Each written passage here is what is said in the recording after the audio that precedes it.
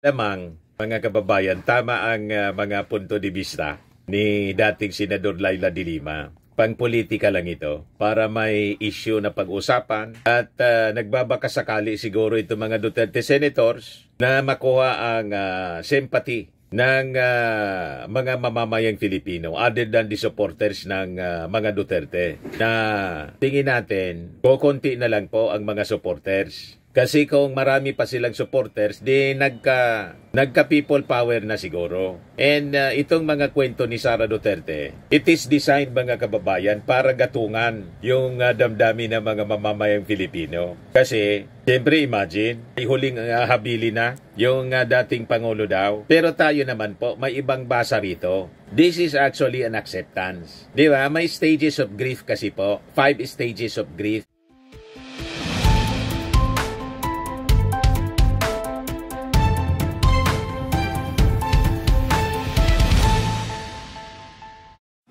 Hello po mga kababayan, si Dante Maravillas po, Bicolano vlogger, broadcast journalist from Albay. So ang latest na mga balita ngayon, si Digong po ang sabi, nagbigay na ng huling habilin. Bakit andyan Mr. Maravillas? Di ba yung nagbibigay ng huling habilin, yung malapit ng mamatay? Yun ang sinasabi ni Sara Duterte mga kababayan. Di kaya andyan Mr. Maravillas, parte naman ito ng mga propaganda ng pamilya para kaawaan at possibly gatungan ng mga tao. Hindi po malayo. But anyway, tingnan na lang natin mga kababayan kung ano yung magiging reaction nito ng mga supporters ni Digong. Kasi sabi ni Sara, nagmakausap niya yung kanyang tatay, nagbigay na ng mga huling habilin. But before natin pag-usapan mga kababayan, ang kwentong yan, click subscribe muna dito sa ating YouTube channel and hit the notification bell para lagi po kayong updated sa mga kaganapan dito sa ating bansa. At saka, like and share na rin po ninyo ng ating video. At may i-greet muna pala tayo dito. Shout out. Nag-message sa akin yung ating kababayan, si Mr. Manuel Natividad, taga-Camsor siya, Camarines Sur. Yan o, Tigaon Camarines Sur. Lagi siyang nanonood sa atin o. Gusto niyang ipa-greet, ipa-shout out yung kanyang anak.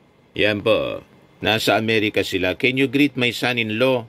Son-in-law pala, Manugang, Manuel Ilasigi Jr. Kanyang 39th birthday, January 8. Sakto po, ngayon, January 8 ngayon sa Amerika. Dito sa Pilipinas, January 9. With the daughter Nika, Apo, Ace, and Ariela. Thank you, Mabalos. Yan. Happy birthday po, Sir Manuel Ilasige Jr. Siguro nasa Amerika din ito, mga kababayan. Happy birthday po. May you have more birthdays to come, siyempre. And more blessings, siyempre. Di bueno, mga kababayan, dito na tayo sa huling habilin. Sabi ni Sara Duterte ng kanyang tatay. Yan. Sabi diyan, nagbigay na siya ng kanyang mga huling habilin. Sabi niya, kung saan daw siya mamatay, doon daw siya i-cremate. Kung mamamatay daw siya dito sa Netherlands, mamatay siya sa Netherlands, huwag na daw iuwi yung kanyang katawan sa Pilipinas. Ipa-cremate lang. Ipa-cremate lang daw siya dito. Tapos yung abo na lang, yung iuwi. Yan ang sabi ni Sara Duterte. Sabi naman po ni Sara, sabi daw niya, i-discuss na lang natin sa susunod kasi hindi ako pro-cremation. Tapos, siya pro-cremation siya. And then, sabi ko sa kanya, ano mangyayari kung kunwari, hindi namin sundin yung habilin mo na i-cremate ka? Sabi ko, ilibing ka namin doon sa tabi ng tatay mo. Babalik ka ba? Sabi niya, well, hindi naman, pero pag-isipan ko kung mumultihin kita o hindi. Kwento pa ng Vice Presidente. May ganun talagang kwento. Ako tingin ko kasama ito sa kanilang paawa narrative. Di ba po? Sa bagay, 80 anyos na rin si Digong. Kaya normal sa isang tao na iniisip na niya ang mga bagay na yan. Di ba? At saka siguro, tanggap na ni dating Pangulong Digong na yun ang mangyayari po talaga. na kinikinita na niya na mahirapan talaga siya, mga kababayan na makalabas. May mga petitions, may resolution nga po. Ayan Go de la Rosa back resolution on ex-President Duterte's repatriation. Yung resolution authored by Senator Robin Padilla, pero hindi pa man po na ifa-file sa 20th Congress. Pero sinuport na ang dalawa pang senador, yung mga Duterte senators, si Bongo, si Bato de la Rosa. Pero sabi ng ilang mga congressmen, without kung yoda niya kami, kung yung resolution na yan ay makaka-influensya sa desisyon ng ICC. Yan lawmakers doubt Senate resolution can bring Duterte back to the Philippines. Sabi ni Representative Laila de Lima, sa tingin ko political posturing lang yan. Kasi wala sa kapangyarihan ng gobyerno natin na pabalikin siya. Kasi ang isang international tribunal, which is the ICC, with competent jurisdiction over the alleged crimes, the crimes against humanity. At nakuha na nga siya kasi naaresto nga siya legally, validly, ay nandoon na sa kanila. Hindi na nila yan pakikinggang kung ano man ang sasabihin ng mga domestic authorities nila. They can take note of those but they cannot grant. Hindi nila pwedeng pagbigyan yung mga ganyang usapin na pabalikin nyo siya or pabalikin nyo na. May proseso, sabi po ni De Lima.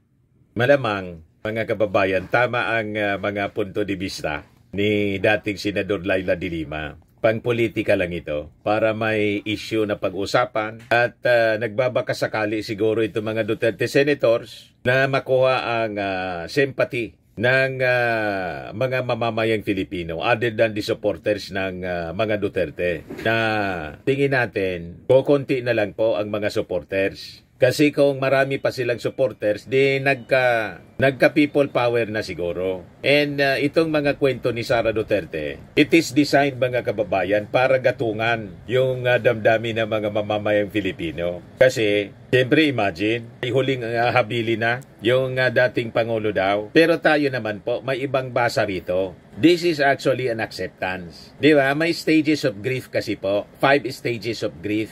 Yung pagdadalamhati, bakit naman na Mr. Maravillas magdalamhati? Kasi nga, na-deliver doon sa hindi man nangahulugan na sa patay lang. Nagdalamhati ang mga Duterte, pamilya niya, kasi hindi nila inaasahan na biglang ilabas ng ICC yung warrant of arrest, tinap yung Interpol, then nahuli si Digong at nandun na siya ngayon sa ICC. So that incident mga kababayan, nagdulot ng grief sa pamilya at mga supporters ng mga Duterte. So dumaan na sila sa sa mga iba-ibang stages. Una denial, then anger, then bargaining, then depression. Nasa last stage na po, acceptance. And I think itong sinasabi ni Digong at ni Sara Duterte, this is now an acceptance. The last stage in grief. Tanggap na nila na yung dating Pangulong Digong baka hindi na makauwi po ng buhay kasi siyempre unang-una matanda na rin siya. Kinakalculate nila matatagalan yung trial kaya naglabas na po ng huling habilin si Digong. Ayan nakangiti palagi si Sara Duterte. So pati siya tanggap na rin niya or pwede rin na basahin natin yung dinidisplay niya na behavior. Pwedeng cover lang po niya yan. Para, kasi diba, kilala sila bilang mga matatapang, maisog. Hindi maganda na mag-display sila ng weakness sa publiko. Unbothered nga yung gustong i-project ni Sara Duterte. Kaya abang ini-interview siya ng kanyang mga supporters, pangiti-ngiti pa rin si Sara Duterte tulad ng kanyang nanay. Di ba? Yan Pakinggan natin yung kanyang, yung interview sa kanya. Ma'am, kamusta po si Tatay Digong sa inyong pagdala? Okay lang naman siya ngayon. He's not in the mood. Naiirita siya sa kuko niya eh. So, inubit namin. Pinahiram kami ng warga ng Elkan. Inubit namin yung kanyang kuko. And then, spend time yung para hindi siya hait. So, ang ganyan Parang sinapile. Oh, yes. Spend time na i-nail file. And then, sabi ko nga, he's not in the mood. Nagbigay na siya ng kanyang mga huling habilin. Sabi niya, kung saan daw siya mamatay, doon daw siya i-cremate.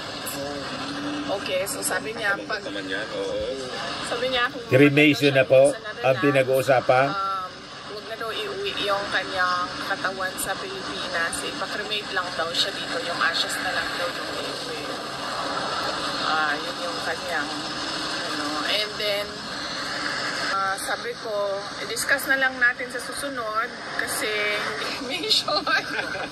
Patawa-tawa pa siya. Cremation. Tapos siya, pro-cremation siya. And then sabi ko sa kanya, so anong mangyayari nito kung kunwari hindi namin sundin yung ano mo, habilin mo na i-cremate ka? Sabi ko, ilibing ka namin doon sa tabi ng tatay mo. Pabalik ka ba? Sabi ko, pabalik ka ba? Sabi niya, well, hindi May naman. Pero pa siya. pag-isipan ko, kung mumultuhin kita o hindi. So, yun yung discussion ngayon. How did you feel po? So yan ang sinasabi na sa stages of grief. Stages of grief. May 5 stages siya. Nasa last part na siya. Acceptance. Tanggap na nila na yun ang kapalaran ni Digong. Sabi nga natin, itong kapalaran ni Digong, siya man lang po yung may gawa. In fact, winis niya. Pumunta na niya kayo rito. Matagal ko na kayo anyang hinihintay.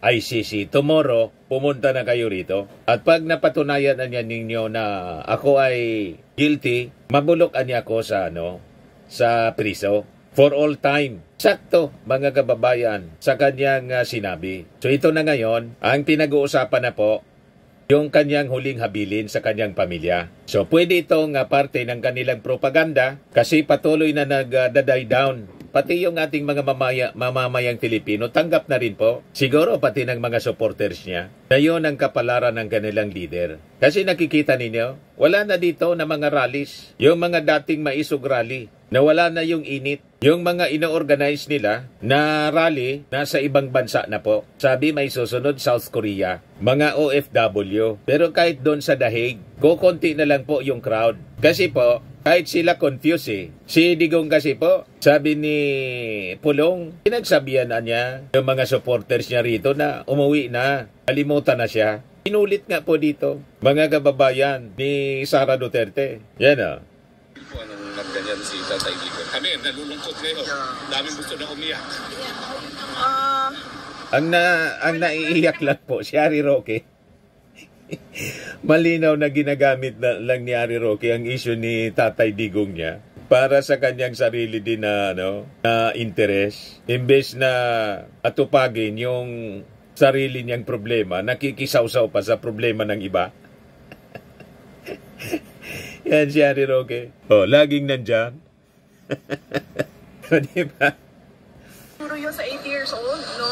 Na mag-isip ng ganon. So, normal na niya sa 80 years old na mag-isip ng ganon. Magbigay na ng huling habilin. Walang rason na mag-alala ang sino man sa mga sumusuporta kaya Digong na magalit o mag-alsa. Kasi po, ang huling habilin, normal sabi ni Sara Duterte mismo. Sa isang tao na edad 80 anyos, siyempre pag 80 anyos ka na, ibig sabihin niya, alam mo na nasa dapit hapon ka na. Palapit na yung dapit hapon. Kaya halimbawa, amatay si Digong na nasa kulungan, walang dapat ipag-alala. That is normal. Matanda na rin And mabuti na rin yun na alam nating lahat kung ano yung kanyang last wishes para you see? Okay yan. magagawa yun kapag nangyari na. Are you prepared for that, Vice President? Ang objection ko lang is hindi nga ako pro-cremation. So, tanggap na niya. Ang takot ko lang din is makamultuhin niya ako pag hindi sinunod yung kanyang may padyok pa multuhin. Magpa-cremate siya. So, yan. Ma'am, once again, you've proven you're a woman of steel kasi yung dalawa mong kapatid na lalaki, very emotional pag nagkaganyan na si Tatay Digong. Where do you get the strength? Well, galing din siguro kay PRD na, diba, turo niya, na ilang beses ko na rin nasabi na turo niya talaga na huwag umiyak. In fact, nung isang beses na bumisita kami dyan, na umiyak si Kitty ay pinagalitan pa niya na sinabihan niya useless yung mga luha. So, tama po. Ang dapat gawin ni Digong, magsisi na siya ng kanyang mga nagawang kasalanan sa taong bayan at sa ating Panginoon. Kasi umabot na siya sa tinatawag na dapit hapon ng kanyang buhay. So yun ang pwede niyang gawin. At saka, pagandaan niya habang buhay pa siya yung kanyang defense. Pagsabihan niya sana si Sara Duterte na tumigil na sa panggugulo dito sa Pilipinas. Harapin din niya yung kanyang asunto, yung kanyang impeachment case. Kasi kung hindi siya guilty doon sa 7 articles of impeachment, dapat nga po mga kababayan, siya na mismo ang magtulak sa kanyang defense na idiretso dapat ang impeachment trial para finally ma-acquit siya sa mga akusasyon laban sa kanya, maklear ang kanyang pangalan. Kasi pag hindi po dumaan sa trial at nagmotion sila to dismiss, tulad ng laging naririnig nating usap-usapan, ang ibig lang sabihin yan mga kababayan, talagang guilty si Sara Duterte. Di ba po? Request, meanwhile? Wala. Yun, yung pagputol ng kuko niya, ni-request yun. And then, yun lang naman. Yun lang, yun lang yung request. At kanina, nag-request siya ng Coke Zero naman. Nabili niya naman po doon? Yes, nabigay ko naman yung Coke Zero. But I think, kasi hindi na ata siya ina-allow ng Coke Zero. So, nagsisikreto siya doon sa visitors center. Oo. So, ng Coke. Nasabi ma'am ni Ma'am Elizabeth na tinigil na lahat ng kapag. Is that because of it or? Si Harry Roque nag-interview na. Hindi ko alam kung anong ni Mama. Hindi ko alam kung anong napag-usapan nila ng mother ko. Hindi din namin napag-usapan din kasi kanina yung kanyang health. Pero sa nakita ko naman, hindi naman siya. Pumayat siya, sobrang payat lang talaga niya. Pero hindi naman siya nakikita. Tsaka napansin ko kanina. So walang dapat ipag-alala. Habang pumayat siya, hindi naman nangihina. Pero yung medyo mahina na siya, sabi mismo ni Elizabeth Semerman, kasi niya, matanda ka na rin. O diba? Kaya yung mga panggagatong po, huwag kayong nakikinig sa gatong, lalo na ni Atty. Harry Roque. Mas nag-aalala pa si Atty. Harry Roque kaysa kay Sara, kaysa kay Elizabeth Semerman. Alatang-alatang propaganda. Di ba po? Mas maganda nga, sabi ni Sara Duterte, kasi diabetic daw yung kanyang tatay. So, mas okay na pumayat. Di ba? Yan mismo ang sabi ni Sara. Maganda yung kutis niya. Oo. Maganda yung kutis daw. Hindi ko nga alam eh. Maganda yung kutis niya. Hindi, kasi pumayat siya, di ba? So, you would expect na maglaylay ba? Walang saging. Hindi naglaylay. Para siyang nag-ultere. Firm yung, tight yung kanyang dito, tsaka firm. Tapos yung kanyang wrinkles nandito lang sa noo eh. Para yung binata pa siya. Parang may skincare siguro sa loob na hindi natin alam. Oh, di ba? Hindi na.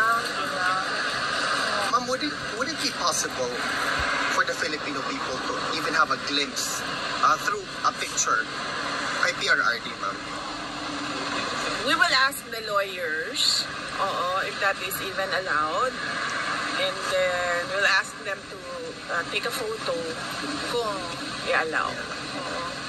Sa politika po, wala kayo napag-usapan sa politika? Wala naman. Nabanggit ko lang sa kanya na Chairman Noor Miswari is sick. He's in Davao City, si Chairman Noor.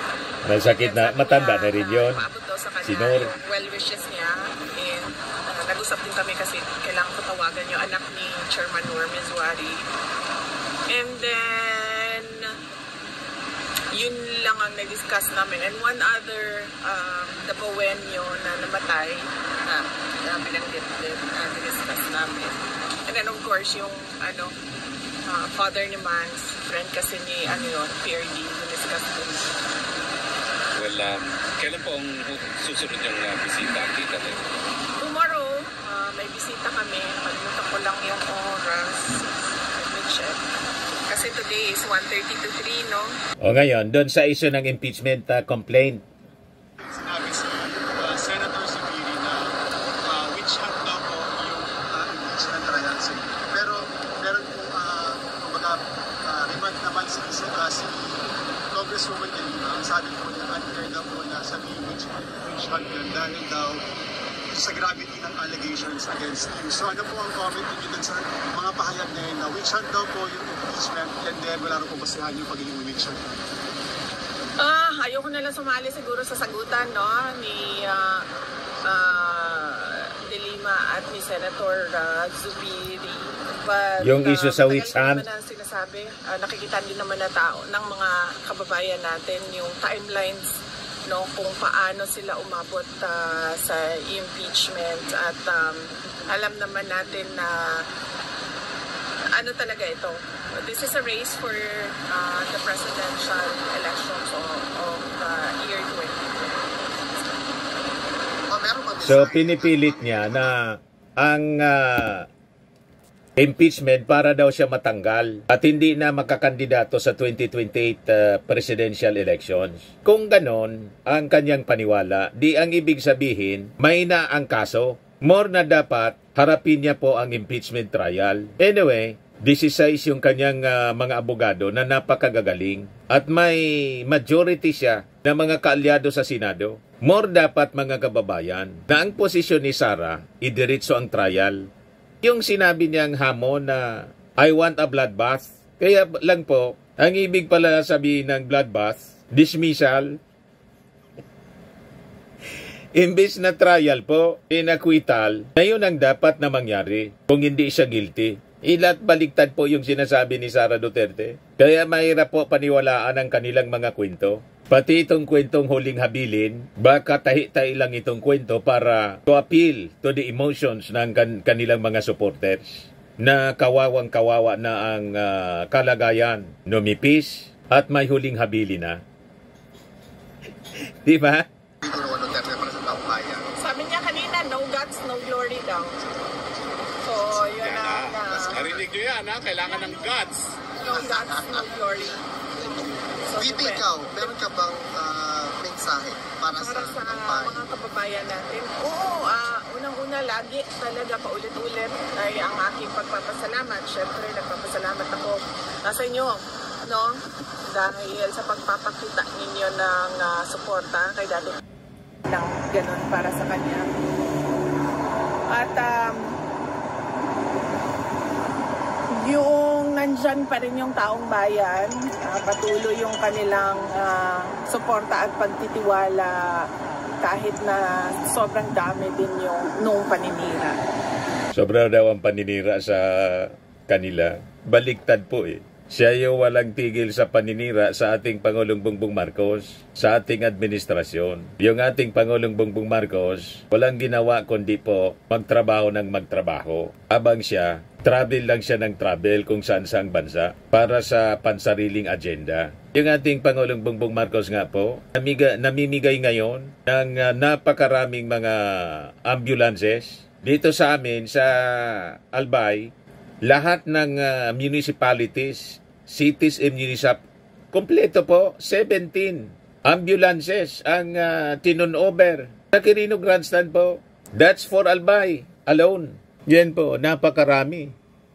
Yan, sabi dito sa balita ng Inquirer, look, President Ferdinand Marcos Jr. joins the PCSO in distributing 387 to various LGUs in Luzon during a ceremony at Quirino Grandstand.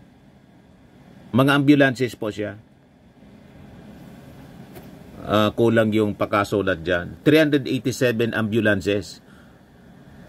Marcos said all 149 cities and 1,493 municipalities in the country will each receive at least one PTB within the year.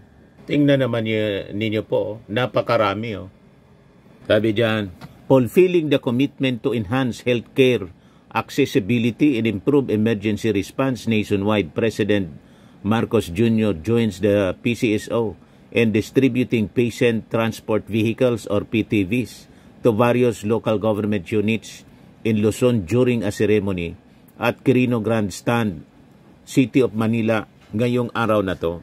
A total of 387 PTVs are set to be turned over to various cities and municipalities in Regions 1, Cagayan Valley, Central Luzon, Calabarzon, Mimarupa, Bicol Region, and Cordillera Administrative Region.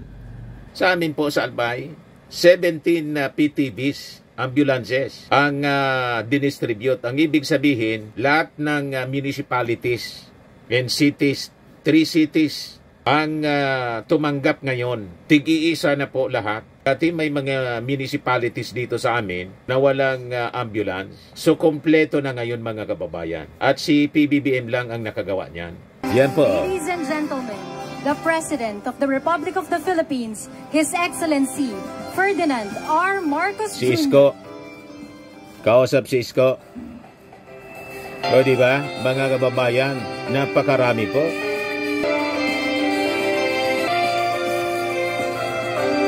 O diba? Grabe, ang dami po.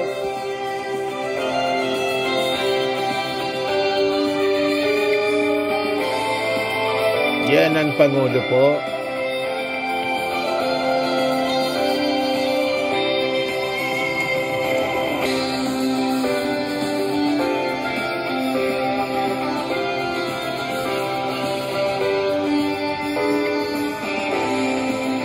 Kita ninyo yung ating Pangulo. Lahat lang pagsiservisyo, mga kababayan. O ito si Sara. Kabilang dako, ito ang ginagawa ni Sara, mga kababayan. Mga pagbibintang na walang, walang basihan. Ma'am, by the way, sinabi po ni President Marcos na i-stop na daw po natin yung pamumulitika at it's now time for us to work. Siguro tumingin siya sa salamin, no? Pag sinasabi niya yung stop na ang pamumulitika kasi sila yung namumulitika. Ang ginagawa lang namin lahat ay sumasagot kami, di ba? Attorney Harry Roque, ikaw isang biktima ka din. Dahil you are known to be an ally and a very close lawyer of President Duterte. So, wala naman kaming ginagawang atake. Ang sa amin lahat ay sagot at depensa. So, sila ang tumigil. At sila yung nasa administrasyon, sila yung tumigil, at sila yung tumutok sa kung ano yung dapat na ibigay para sa taong bayan. O, diba? Lahat baliktad yung sinasabi ni Sara Duterte. Yan ang sinasabi natin, mga kababayan. Kaya sila na lang ang naglulukuhan. Naniniwala sa sarili nilang kwento, sarili nilang kasinungalingan. Habang yung ating Pangulo, tutok na tutok sa trabaho, binabaliktad po na yung ating Pangulo, yung namumulitika. Diba? Sa mga naghanap ng malinis and spacious fitness gym, pumunta lang po kayo sa aming Colossal Fitness Gym. We also offer Grab Car Rental with our brand new 2023 model ng Toyota Innova. We also accept booking for those who are planning to travel via PAL, Cebu Pacific, and other airline companies, local and international, and bills payment for Meralco Bills, PLDT, Aleco Bills, etc. Ang Colossal Fitness Gym is located at 3rd floor Security Bank Building, Lanco Business Park, Legazpi City, Albay. For inquiries, look for Chilon Maravillas, contact number 0966-802-0949. Yan yung aming Innova. Lagi na pong matao sa amin. Pati mga foreigners po, tingnan ninyo, mga British tourists sila. Ang lalaki ng katawan na, mga kababayan, nag-gym sa amin. Ito naman po, Indian National. Ito mga mga European sila. Ito naman yung bago naming product na binibenta online, iGlow Serum. Whitening po siya galing sa South Korea. Tingnan ninyo yung epekto sa aking anak na architect entrepreneur, Riz Maravillas. For inquiries, look for Riz Maravillas on FB. Ito naman po, Firmax Firming and Lifting Cream. Mainam po ito sa mga pains at paninigas na mga kaso-kasuan. May bagong packaging po siya. Ito po, Automax Radiant Serum. Sa mukha naman yung application. Anti-aging po siya. You will look 10 years younger than your age. Ito naman po yung bagong product naming binibenta online. I am worldwide amazing pure organic barley powdered drink mix from Australia. Endorsed by Maritoni Fernandez, cancer survivor. Yung mga health benefits niya, boost immunity, improves digestion, enhances energy levels, packed with antioxidants, prevent cancer. Sa mga inquiries po ninyo, dumiretso na lang kayo sa aking anak na architect-entrepreneur, Riz Maravillas. Ngayon, kung gusto ninyo maging distributor din tulad namin, distributor na kami nito, mga kababayan, magnegosyo po tayo. Gusto ninyong gumanda ang buhay? Engage in business, in sales. Yun ang naging dahilan kung bakit kami maganda na ang aming hanap buhay ngayon. Hindi tulad ng mga panahon na nasa pag-impleyo lang tayo. Talagang ang pag-angat ng buhay nasa pagtinda-tinda. Online selling po. Yan ang uso ngayon. Mag-online selling din po kayo nito. Mag-distributor. Walang renta. Basta't may internet kayo, pwede na. May cellphone naman kayo na pwedeng gamitin sa pag-online selling. At may mga trainings po dapat para mabago yung mindset ninyo. Yung mindset na pangmayaman na mindset para yumaman. Di ba? Pag ang mindset mo, sabi ko sa inyo, mahirap ka talaga. Palitan ninyo ng mindset ng mayaman. Lahat ng yumaman mga kababayan, nag-engage po sa negosyo. Dapat matutunan ninyo. Matutunan namin kaya maayos na. Di ba? Sa mga mahilig naman po sa imported bags and wallets kay Ma'am Aileen Rosales. OFW po si Ma'am Aileen Rosales. Tingnan ninyo, nagbibenta online. Yan o, kaya tinutulungan ko siya na i-promote dito. Ayan siya o, tingnan ninyo. Ang tiyaga-tiyaga ni Ma'am Aileen. Mag-contact na lang po kayo sa kanya. Nakabase dyan sa Amerika. Ito naman po yung bago naming product na binibenta online. Eye Glow Serum, whitening po siya. Tingnan ninyo yung epekto sa aking anak na architect before and now. Yung mga inquiries po ninyo, dumiretso na lang kayo sa kanyang Facebook account, Riz Maravillas.